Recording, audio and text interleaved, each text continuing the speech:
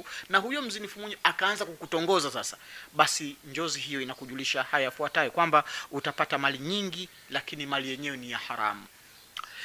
Ama nukta ya 7 ya njozi ya kuota zina. Njozi ya 7, njozi ya zina, nukta ya 7, tunasema mtu anapolala kisha akaota kuwa kamzini binti mdogo, tena mrembo kabisa, mzuri kabisa, afu ndo kaenda kumzini. Subhanallah. Basi njozi hiyo inajulisha ya kwamba utaweka mali yako kwa familia ya binti huyo. Yani utakuja kupata kuoa huyo mwanamke utakayemuoa, we mali zako zote utawekeza ukweni kwa mwanamke yule, yani hata ndugu zako utowajali. Ndio maana yake. Nukta ya 8 ya njozi ya zina, tunasema mtu anapolala kisha akaota kuwa kazini, hali ya kuwa anajua kabisa kwamba zina ni mbaya na zina imekatazwa na Allah tabaraka wa taala, basi njozi hiyo inamjulisha haya yafuatayo. Tunasema utapata hasara katika mali zako, mipango yako itafeli, maisha yako yatayumba, cheo chako kitaporomoka. Hiyo ndiyo maana hiyo. Ama nukta ya 9, njozi ya zina, tunasema mtu anapolala kisha akaota kuwa umemuona mwanamke, umemuona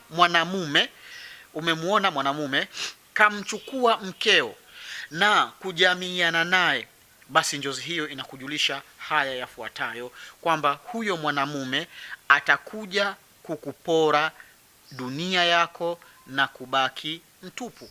Huyo mwanamume atakuja kupora dunia yako na kubaki mtupu. Maana yake subhanallah, inshallah tutakuja kufafanuliana hapo utakapokuwa umesha kuipata hiyo. Ama nukta ya 10 ya njozi ya kuota zina, tunasema mtu anapolala kisha akaota kuwa kaenda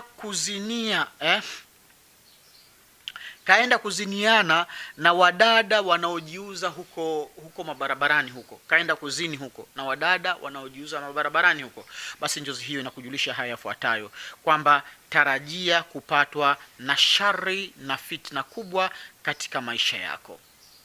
Ama nukta ya 11 ya njozi ya zina, tunasema mtu anapolala kisha akaota kuwa umeona sehemu ya kufanyia zina, umeiona sehemu ya kufanyia zina, mathalan kama vile gesti, umelala usingizini ukaziona gesti zile pale, umelala usingizini ukaziona zile bar, kuna sehemu zingine zimeandikwa bar and guest, sio vitu kama hivyo, na ni sehemu ambazo ndo maalum hasa kwa ajili ya shughuli hizo, basi njozi hiyo inakujulisha haya yafuatayo, kwamba ajali yako imekaribia. Ama nukta ya 12, tunasema mtu